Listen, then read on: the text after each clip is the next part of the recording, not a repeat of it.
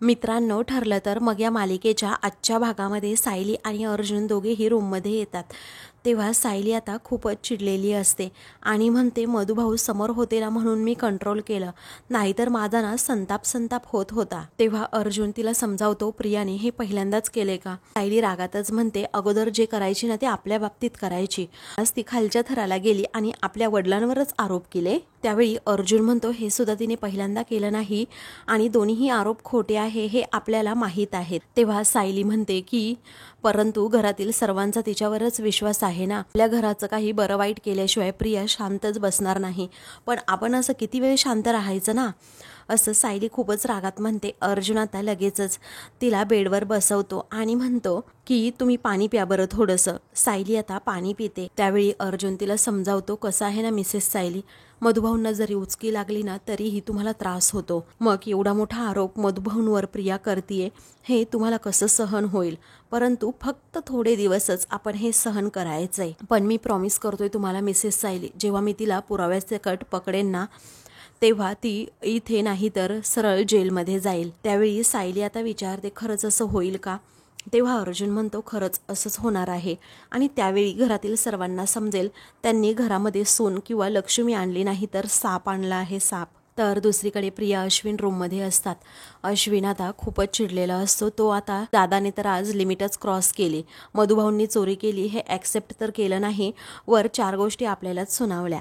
त्यावेळी प्रिया आता लगेचच मीठ मसाला लावून अश्विनला अर्जुनबद्दल काही गोष्टी सांगू लागते की कसं आहे ना अश्विन, अर्जुनला कोर्टामध्ये वकिली दाखवायचीच नसते, ती ना फक्त घरी दाखवायची असते. जुन्या पुराण्या गोष्टी उकरून काढायच्या आणि मला त्रास द्यायचा, मला टोमणे मारायचे.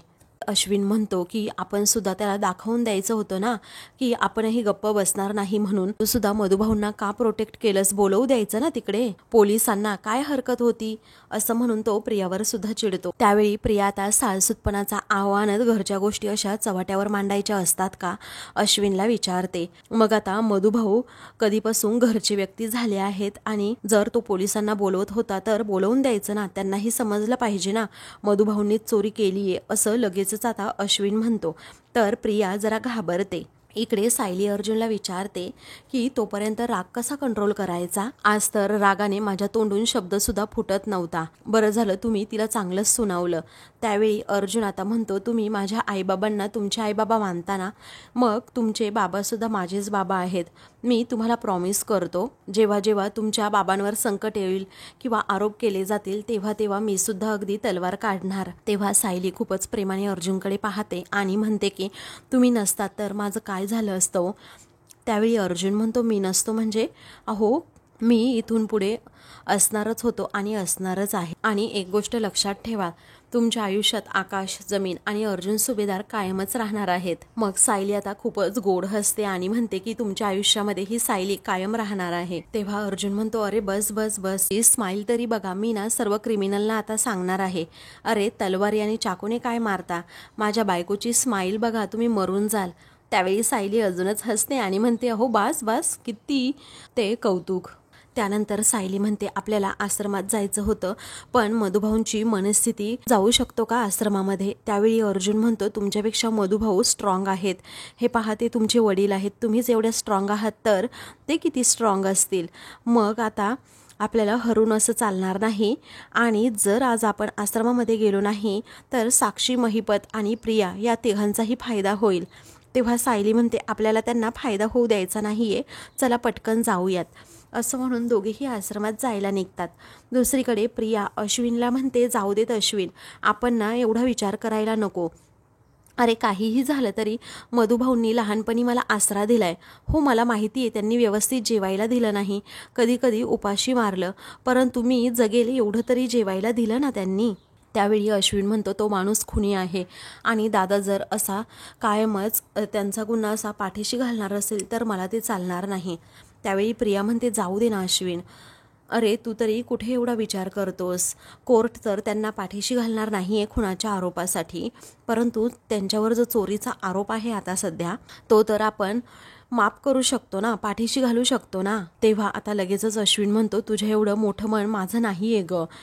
आणि तू एवढी चांगली आहेस तरीही दादाला तुझा चांगुलपणा कसा दिसत नाही कळतच नाही. मला तर समजतच नाही हा तिढा कसा सोडवावा. त्यानंतर आता प्रिया अश्विन असं म्हणून त्याला मिठी मारते आणि मनातच विचार करू लागते की म्हातारा घराबाहेर जाणार नाही याची काळजी मी तर घेतली आहे. मला हा ड्रामा तरी करता आला, कारण आश्रमात जाणं आता कॅन्सल असं म्हणून ती गालातच हसते. दुसरीकडे अर्जुन, चैतन्य, सायली आणि मधुभाऊ हे आश्रमाच्या जवळ येऊन पोहोचलेले असतात. त्यानंतर मधुभाऊ आता खूपच आश्रमाकडे पाहून इमोशनल होतात आणि आश्रमाकडे पाहतच राहतात.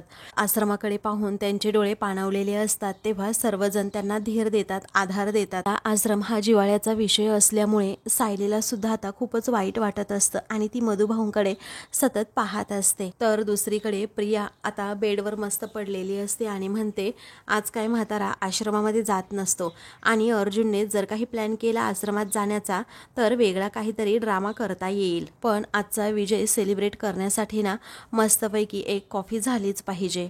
त्यानंतर प्रिया आता अगदी आनंदानेच बाहेर येते आणि विमल, माझ्यासाठी एक स्पेशल कॉफी बनव गं असं म्हणते. त्यावेळी विमल आता ठीक आहे असं म्हणते. मग त्यावेळी काय गं, आज खूपच शुकशुकाट, घरातील सगळेजण गेले तरी कुठे असं आता लगेचच प्रिया विचारते.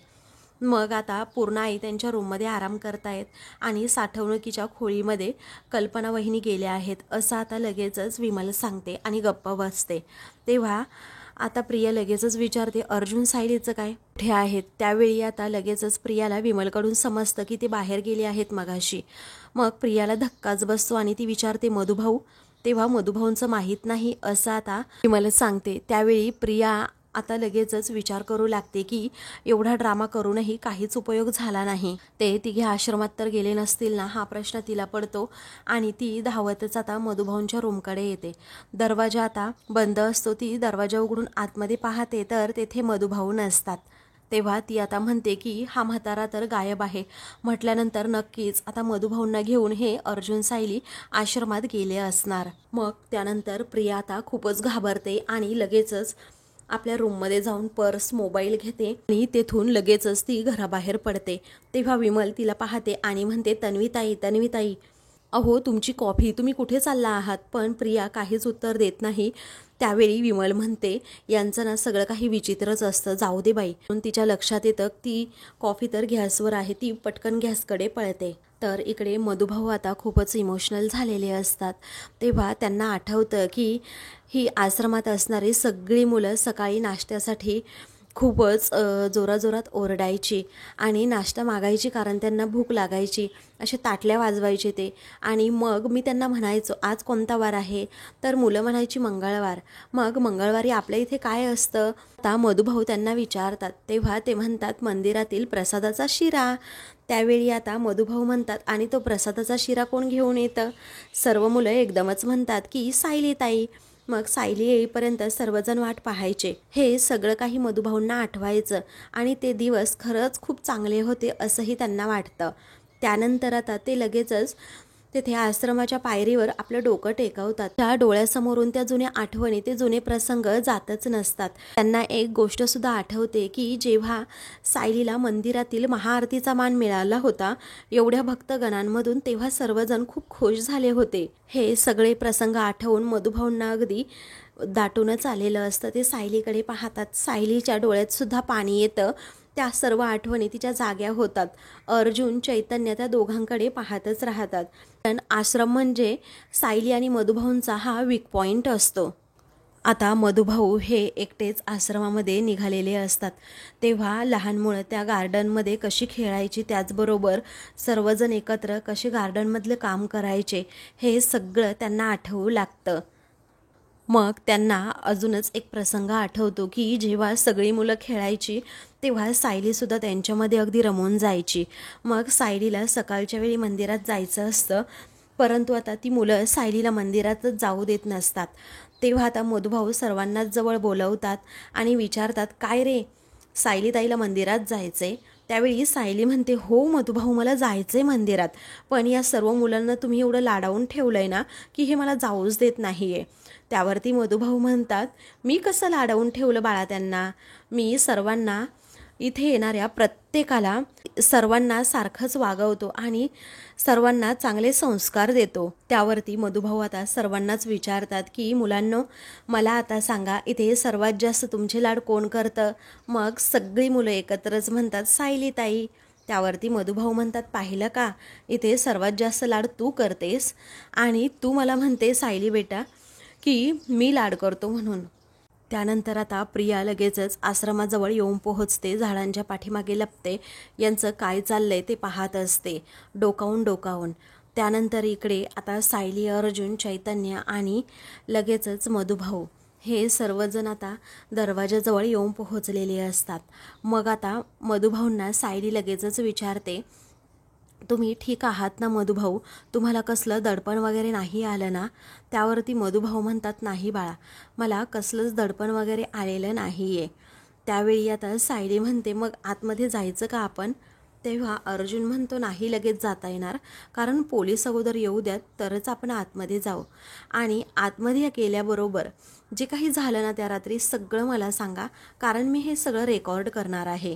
त्यानंतर सायलीचे सुद्धा आश्रमाकडे पाहून डोळे पाणवतात, तेव्हा ती सुद्धा आता लगेचच त्या स्वप्नांमध्ये हरवून जाते, त्या आठवणींमध्ये हरवून जाते की कशा प्रकारे आम्हाला व्यवस्थित जेवण मिळत नव्हतं, तेव्हा सर्वजण मिळून एक एक घास मला भरवायचे आणि मग माझं पोट अगदी भरायचं। त्यानंतर आता अर्जुन मधुभाऊंकडे पाहतो आणि त्यांना शांत राहायला सांगतो, एकदम रिलॅक्स व्हायला सांगतो। त्यावेळी आता मधुभाऊ म्हणतात, कसं आहे ना जावई बापू, तुमच्यासाठी तो फक्त आश्रम असेल हो, परंतु आमच्यासाठी तसं नाहीये। या घरामध्ये माझी सर्व लेकरं लहानाची मोठी झाली, निराधार आणि वयस्कर माणसांनी इथे आधार शोधला आणि हेच आमचं घर आहे असं म्हणून ते खूपच इमोशनल होतात। त्यानंतर लगेचच आता पोलीस तिथे येतात। मग अर्जुन म्हणतो, चैतन्य जा। मग आता चैतन्य सुद्धा त्यांच्या सोबत जातो। तेव्हा मधुभाऊंना असं एवढं इमोशनल झालेलं पाहून अर्जुन आणि सायलीला सुद्धा वाईट वाटतं, दोघेही आपापल्या परीने समजावू लागतात। तेव्हा सायली म्हणते, मधुभाऊ हे पहा, जरीही आज आपण केसच्या कामासाठी इथे आलो असलो ना, तरीही तुम्ही काळजी करू नका अजिबात, पुढच्या वेळी ना आपल्या हक्काचं हे घर असेल आणि आपण या घरात प्रवेश करू, तुम्ही अजिबात काळजी करू नका। त्यानंतर अर्जुन म्हणतो, मधुभाऊ तुम्हाला हवं असेल ना तुम्ही जरा बाहेरच थांबा, कारण चैतन्य आतमध्ये व्हिडिओचा सेटअप लावतोय। त्यानंतर आता सायलीला आठवतं की कशा प्रकारे आम्हा सर्वांना दुसऱ्या आश्रमामध्ये शिफ्ट केलं जात होतं, तेव्हा वात्सल्य आश्रम या नावाची पाटीसुद्धा काढून घेतली होती आणि कशा प्रकारे मधुभाऊंना पोलीस घेऊन गेले होते खोट्या खुनाच्या आरोपाखाली। हे सर्व प्रसंग आठवून आता सायली मधुभाऊंच्या डोळ्यात पाणी येतं। तर प्रिया आता डोकावून त्या सगळ्यांकडे पाहू लागते, नक्की यांचं काय चाललंय। त्यानंतर मधुभाऊ तिथेच आश्रमाबाहेर बसतात, तेव्हा सायली, अर्जुन त्यांना या सगळ्या गोष्टी जशा जशा आठवतील ना तसं तसं तुम्ही सांगा, अजिबात टेन्शन घेण्याची गरज नाही। त्यावरती मधुभाऊ हो असं म्हणतात। मग अर्जुनला लगेचच मधुभाऊ म्हणतात, जावई बापू तुम्ही मला सोडवण्याचा जो विडा उचललाय ना, जो निर्दोष सिद्ध करण्याचा विडा उचललाय, जो सिद्ध नाही झालो ना तरीही चालेल, पण आमचं हे घर तेवढं वाचवा। तेव्हा प्रिया आता लांबूनच त्यांच्याकडे पाहत असते आणि हे नक्की काय बोलतायत कळतच नाही असं म्हणत असते। इकडे मधुभाऊंचा हात हातात घेत आता अर्जुन लगेचच प्रॉमिस देतो, तुम्ही आणि तुमचं घर हे दोन्हीही वाचणार आहेत। त्यावेळी मधुभाऊ म्हणतात, हे तुमच्या बायकोचं माहेर आहे अहो, तिने आणि कुसुमने हे घर उभं करण्यासाठी खूप म्हणजे खूप कष्ट उपसले आहेत। तेव्हा सायली आता मधुभाऊंच्या खांद्यावर डोकं ठेवते आणि खूपच इमोशनल होते। अर्जुन सायलीकडे पाहतच राहतो, तर प्रिया अजूनच डोकावून सगळ्यांकडे पाहते। त्यानंतर मधुभाऊ इकडे आता प्रेमाने सायलीच्या डोक्यावरून हात फिरवत म्हणतात की लग्न झालेल्या मुलीचं माहेर पण तुटू नये आणि अशा कारणासाठी तर नाहीच नाही। इकडे आता प्रिया म्हणते, हे अर्जुन आणि सायली किती चिकट आहेत, घेऊन आलेच इकडे मधुभाऊंना, मला वाटलं मधुभाऊ घरी आता रडत बसले असतील, पण तसं काहीच झालं नाही असं म्हणून तिचा पूर्णपणे प्लॅन आता फसलेला असतो, त्यामुळे ती स्वतःवरच चिडते।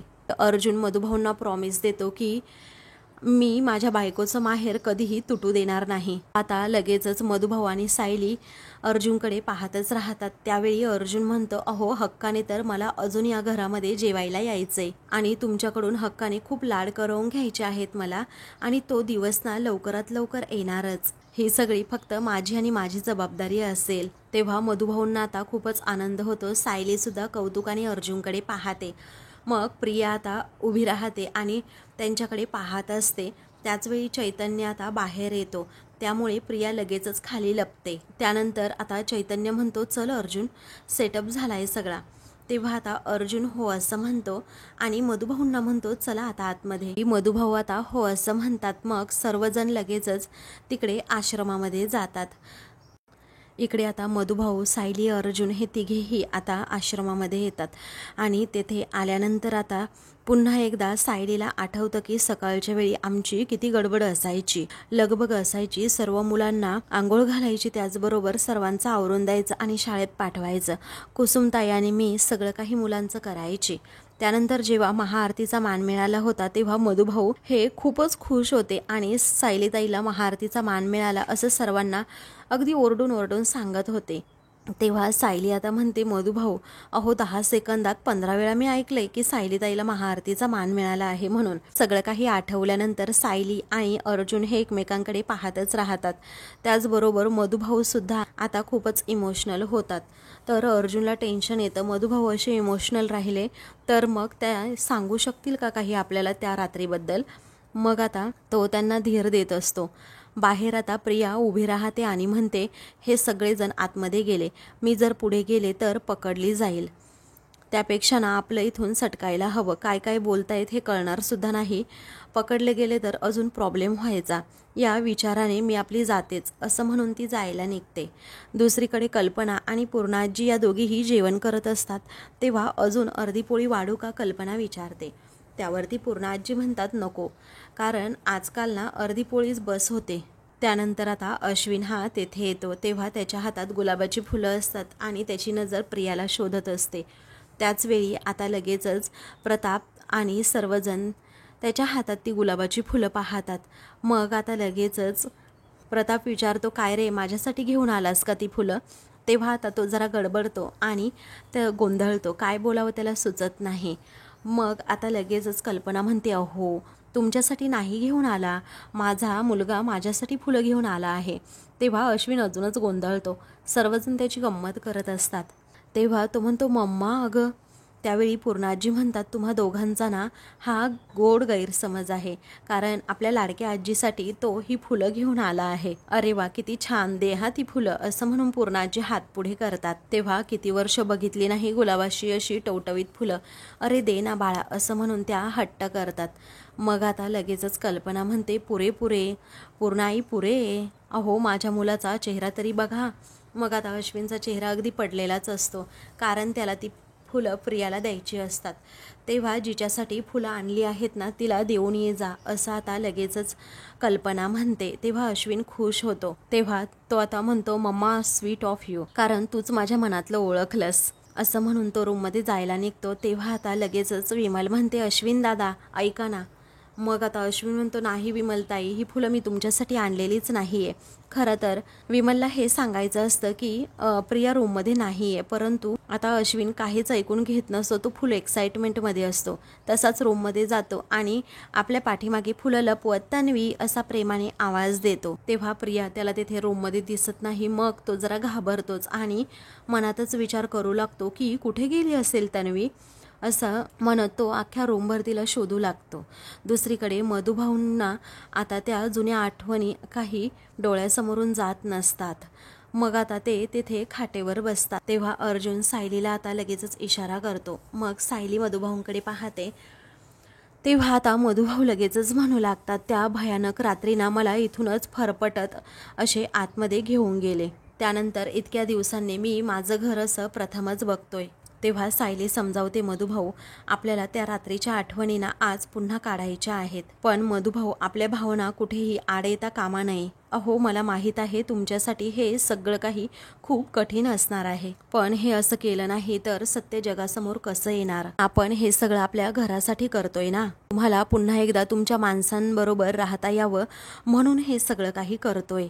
अहो तुमची सगळी माणसं तुमच्याबरोबर पुन्हा असायला हवीत आणि म्हणून हे सगळं करतोय ना. त्यावरती मधुभाऊ म्हणतात, नाही नाही, मी असा पुन्हा त्रास करू नाही घेणार. तेव्हा आता मधुभाऊंमध्ये एक वेगळीच हिंमत येते. तेव्हा ते म्हणतात की नाही नाही साऊ, आता मी इमोशनल नाही होणार. जे जे आवश्यक आहे ते सगळं मी करणार म्हणजे करणार, तुम्हाला सपोर्ट करणार. त्यावरती अर्जुन विचारतो आपण सुरू करूयात का? तेव्हा मधुभाऊ म्हणतात हो मी तयार आहे. तर आता दुसरीकडे अश्विन हा हॉलमध्ये येतो आणि म्हणतो तन्वी आमच्या रूममध्ये नाही आहे, नक्की कुठे गेली? तेव्हा सर्वांना धक्का बसतो आणि सर्वजण आता लगेचच म्हणतात की काय? त्यावेळी आता कल्पना म्हणते अरे मगाशी तर रूममध्येच होती ती आणि आता अशी अचानक कुठे गेली असेल? तेव्हा विमल म्हणते अश्विन दादा मगाशी मी तेच सांगत होते, तन्वीताई मगाशी घाईगडबडीत कुठेतरी निघून गेली. त्यानंतर आता लगेचच सर्वजण आश्चर्याने अश्विनकडे पाहत असतात. मग आता प्रताप विचारतो तुला सुद्धा नाही सांगून गेली का ती? तेव्हा तो म्हणतो नाही मलाही नाही काही सांगितलं. मग त्यावेळी प्रताप म्हणतो अशी कशी ती गेली मग बाहेर कुणाला न सांगता? तेव्हा अश्विन आता काहीतरी आयडिया करतो आणि लगेचच मोबाईलमध्ये पाहतो. तेव्हा आता मुद्दामच तो मेसेज वाचतो की ती कॉलेजच्या कुठल्या तरी प्रोजेक्टसाठी बाहेर गेली आहे आणि मला मेसेज केलाय. मी सुद्धा ना असा वेडा आहे, गडबडीत मेसेज वाचायचाच विसरलो. कामाच्या व्यापामध्ये मी मेसेजेस नाही चेक केला, असं तो स्वतःलाच दोष देत म्हणतो आणि सर्वांबरोबर खोटं बोलतो. त्यावेळी आता लगेचच पूर्णाजी म्हणतात असा कसा रे तू अश्विन?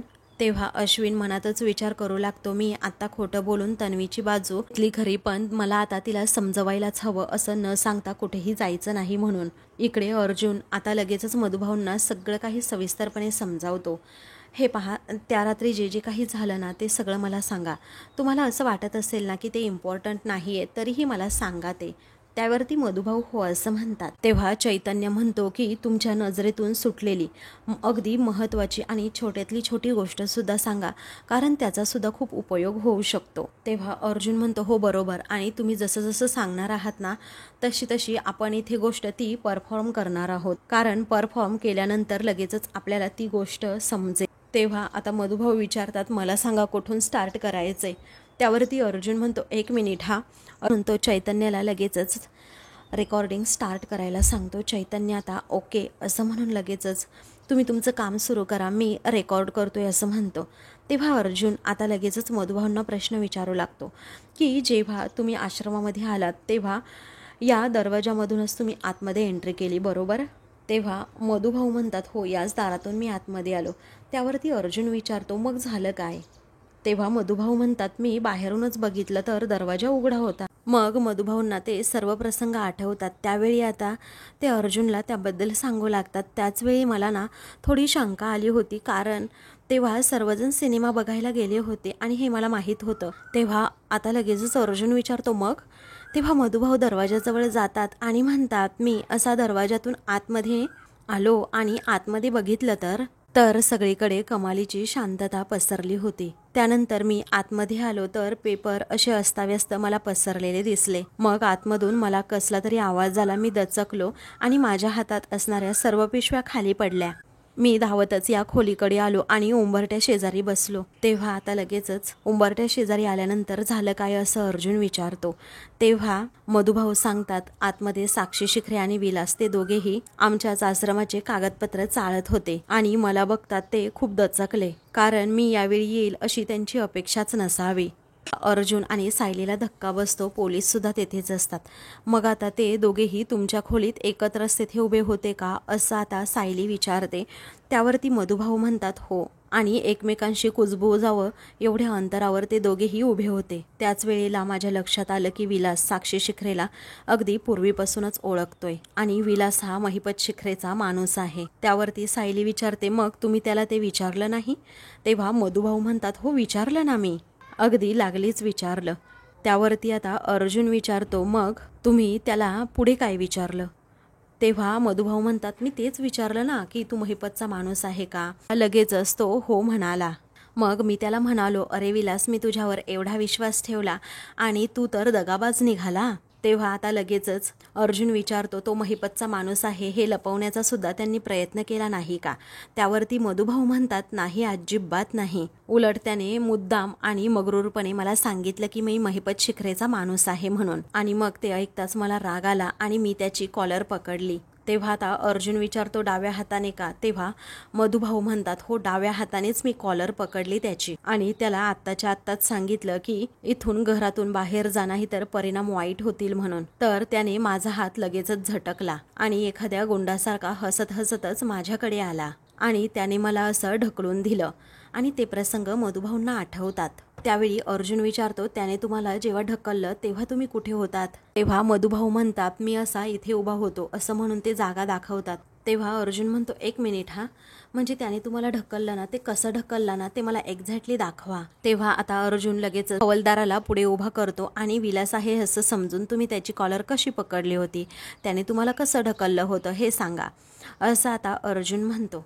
तेव्हा मधुभाऊ लगेचच हवालदाराला कॉलर पकडायला सांगतात आणि मग विलास लगेचच मधुभाऊंना असं ढकलतो. त्यावेळी आता अर्जुनला लगेचच क्लिक होतं त्यावेळी नक्की काय झालं. अर्जुन विचारतो नंतर काय झालं? मग आता साक्षी आणि विलास लगेच मला म्हणाले की आश्रमाचे पेपर माझ्याकडे सुपूर्द करा, नाहीतर हा आश्रम चालवणं तुम्हाला डोईजड जाईल. तेव्हा लगेचच आता मधुभाऊंना ते सगळं काही प्रसंग आठवतात की साक्षीने कशाप्रकारे मला धमकी दिली होती. तर मधुभाऊंनी तेव्हाच त्या दोघांनाही धमकी दिलेली असते की तुम्हाला साधं सरळ सांगून कळत नाही का, काहीही झालं तरी तुम्हाला हा आश्रम मी मिळवून देणार नाही म्हणजे नाहीच. मग विलासने मला तेव्हा धमकीसुद्धा दिली होती की साक्षी मॅडम म्हणतायत ना ते सर्व पेपर दे, नाहीतर या आश्रमाचा खर्च करता करताना तुझा जीव जाईल जीव, अशी मला त्याने धमकीसुद्धा दिली होती. त्यानंतर आता मधुभाऊ म्हणतात की मी त्यांना म्हणालो सुद्धा की टॅक्सच्या सर्व पैशांची आम्ही व्यवस्था केली आहे. त्यावरती अर्जुन म्हणतो मग? तेव्हा त्यांच्या चेहऱ्यावरचा तेव्हा रंगच उडाला होता असं मधुभाऊ सांगतात. आणि आता मी कुणालाही घाबरत नाही, तुमच्यासारख्या माणसांना तर नाहीच नाही, असं विलासला मी स्पष्टपणे सुद्धा सांगितलं होतं. तेव्हा अर्जुनच्या आता सर्व गोष्टी लक्षात हळूहळू येत असतात की कशाप्रकारे हा प्रसंग घडला होता. तर आता मित्रांनो पुढील भागामध्ये अर्जुन लगेचच सर्वांना सांगतो प्रियाच्या स्टेटमेंटप्रमाणे ती या टेबलच्या पाठीमागे लपून बसली होती असं म्हणून तो आता तशी ॲक्शन करून दाखवतो आणि म्हणतो यस, प्रियाला इथून गोळी कोणी मारली होती आणि ती लपली त्या अँगलने काहीही दिसत नाहीये आणि हाच पॉईंट आपल्या केससाठी टर्निंग पॉईंट ठरू शकतो. तेव्हा सर्वांनाच आता खूप आनंद होतो, सर्वजण अर्जुनकडे पाहत राहतात आणि गालातच हसतात. सायली सुद्धा खुश होत अर्जुन आणि चैतन्याकडे पाहते, कारण अर्जुनच्या हाती आता खूप मोठा पुरावा लागलेला असतो आणि त्या पुराव्यांमुळे आता चांगलीच वाट अर्जुन हा लावणार असतो. तर आता मित्रांनो अशाच मालिकेंचे पुढील भाग पाहण्यासाठी चॅनलला सबस्क्राईब करा.